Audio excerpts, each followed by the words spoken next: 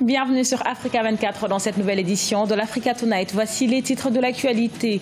Nouvelle tension entre le Soudan et l'Égypte. Les deux voisins s'accusent mutuellement d'atteinte à la sécurité et cherchent à consolider leur influence dans le bassin de la mer Rouge. Au Sénégal, le système éducatif est de nouveau paralysé par un mouvement d'humeur. Les syndicalistes exigent le respect des accords signés et le paiement des indemnités des examens. Et les autorités camerounaises se disent confiantes quant à la mission d'inspection de la Confédération africaine de football. Attendue ce vendredi, elle est chargée de faire l'état des lieux des chantiers de la Coupe d'Afrique des Nations 2019. Les tensions diplomatiques persistent entre le Soudan et l'Égypte. Une des raisons de cette nouvelle crise, le triangle de Al-Ayeb.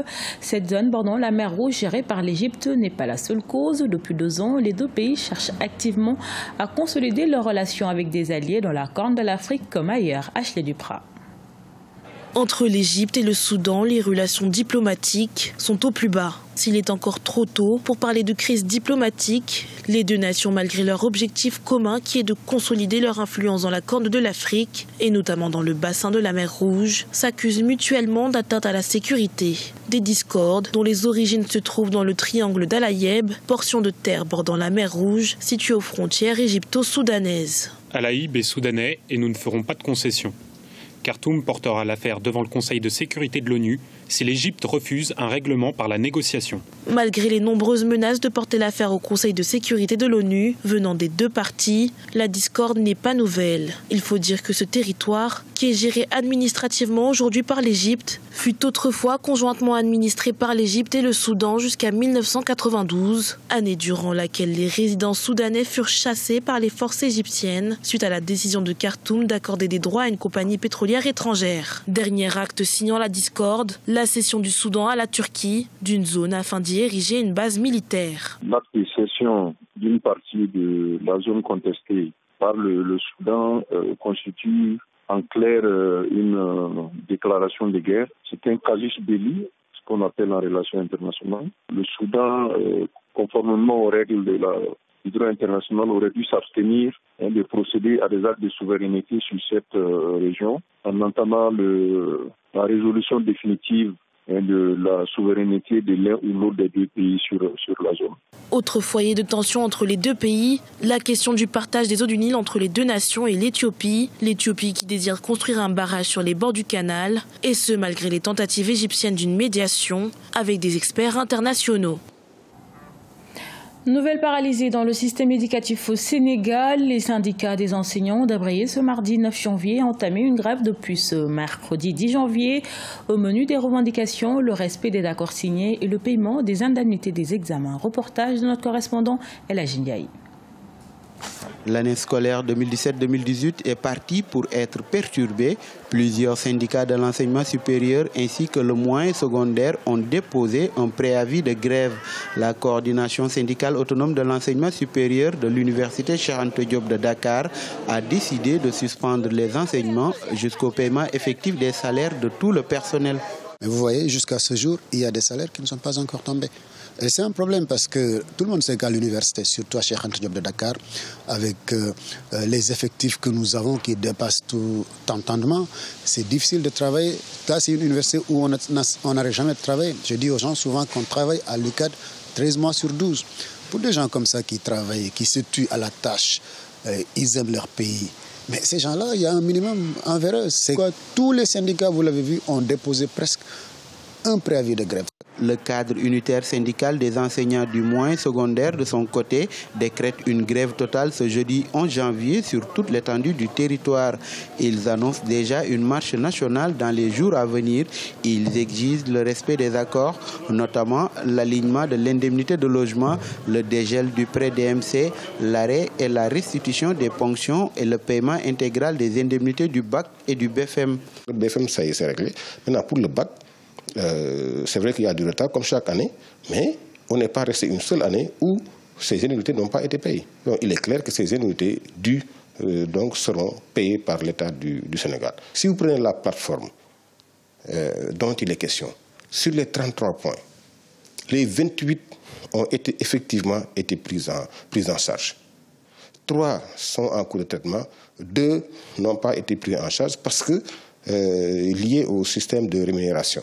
Du côté du gouvernement, tous les moyens sont mis en œuvre pour satisfaire l'ensemble des revendications. L'État doit aux organisations de syndicats une dette d'environ 85 milliards de francs CFA au titre des rappels d'intégration et de validation du reclassement des agents et autres problèmes selon le syndicat des enseignants libres du Sénégal. Après un premier report en août 2017, la mission d'inspection des chantiers de la Coupe d'Afrique des Nations est attendue ce vendredi au Cameroun. En prélude à cette visite, le gouvernement s'est montré confiant quant à l'issue de cette inspection chargée d'évaluer l'état d'avancement des travaux des différents sites choisis pour la 32e édition de la Coupe d'Afrique des Nations. Cohen Kamsefem. Au Cameroun, la mission d'inspection, composée de 10 membres, dont 5 de la Confédération africaine de football CAF et 5 autres du cabinet Roland Berger, débute sa tournée dans les différents chantiers de la CAN 2019 ce vendredi 12 janvier. Au total, ce sont les villes de Yaoundé, Douala, Bafoussam, Bouya, Limbi et Garoua qui ont été choisies pour accueillir les matchs de cette compétition qui désormais met en lice 24 équipes nationales. Devant la presse ce mercredi 10 janvier, le ministre camerounais des Sports, Ismaël Bidoumpouat, qui accompagnait le ministre de la Communication, Issa Tiroma Bakari, s'est voulu rassurant.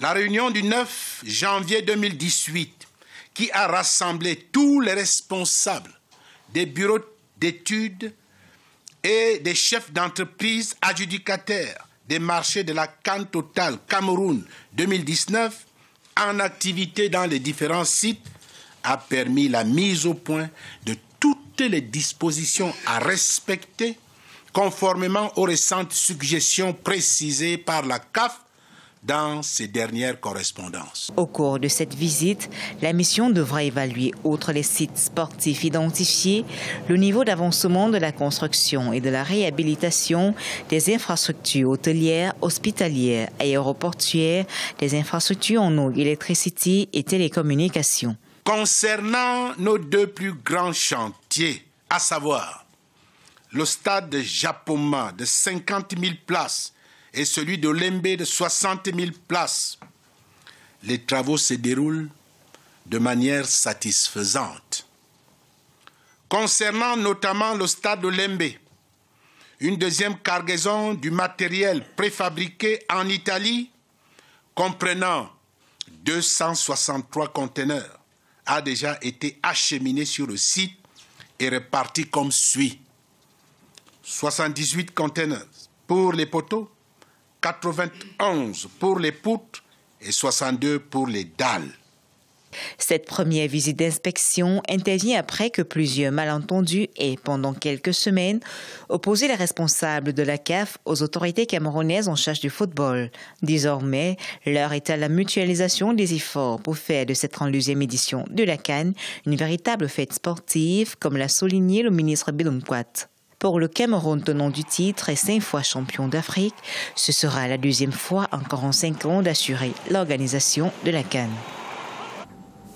Il donne des couleurs aux plus grandes figures d'Afrique. Laolu Senbadjo, artiste plasticien, musicien nigérian, avocat de formation, il s'est exilé à New York pour poursuivre sa passion, le body painting, des peintures inspirées du Yoruba qui ont séduit de grandes marques internationales et la chanteuse Beyoncé qui en a choisi pour son dernier opus, son portrait avec Cheikh Omar Bandaogo.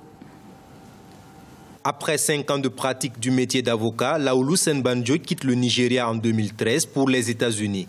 Il a l'ambition de se consacrer à l'art, sa véritable passion. Dessiner des figures qui, apparemment, sont banales, c'est ce que Senbadjo a décidé de faire. Mais pour ce natif d'Ilorin, une ville de l'ouest du Nigeria, ses peintures ont un lien spirituel avec les histoires autour de son sujet. It's called the mystery. Mon art s'appelle le mystère du mode de pensée africain. Je veux que ces motifs signifient quelque chose. Alors très souvent, je m'inspire par exemple de la mythologie Yoruba. Je dessine juste différentes inspirations et je les mets sur n'importe quelle surface. Je travaille avec du charbon de bois sur des planches, avec de l'acrylique ou de l'encre sur toile. J'utilise différents supports. Et le plus récent, c'est de mettre ma peinture sur la peau humaine, que j'appelle maintenant l'art sacré des Ori. Un art qui a donné beaucoup de succès à Senbadjo. À 37 ans, il a travaillé avec la société américaine de vêtements de sport Nike pour créer des baskets d'inspiration artistique. En 2017, il a collaboré avec la marque de luxe Bulgari pour concevoir une bouteille artistique pour un parfum. Il a aussi connu le succès quand son art a figuré dans un clip vidéo de la star du R&B Beyoncé en 2016. Mais pour Senbanjo, il y a encore beaucoup à faire. Je pense que beaucoup de choses dans la vie sont ennuyeuses. Elles ont l'air si ordinaires. Par exemple, je pense aujourd'hui à peindre un vaisseau spatial et je me dis, j'ai besoin d'en parler à la NASA. Je pense que les vaisseaux spatiaux sont ennuyeux, alors pourquoi ne pas mettre de l'art sur tout? Mettre de l'art sur les avions, vous pouvez en mettre sur n'importe quoi. Je crois juste que la vie devrait être plus colorée et je vais quitter la Terre en la laissant mieux que je ne l'ai trouvée.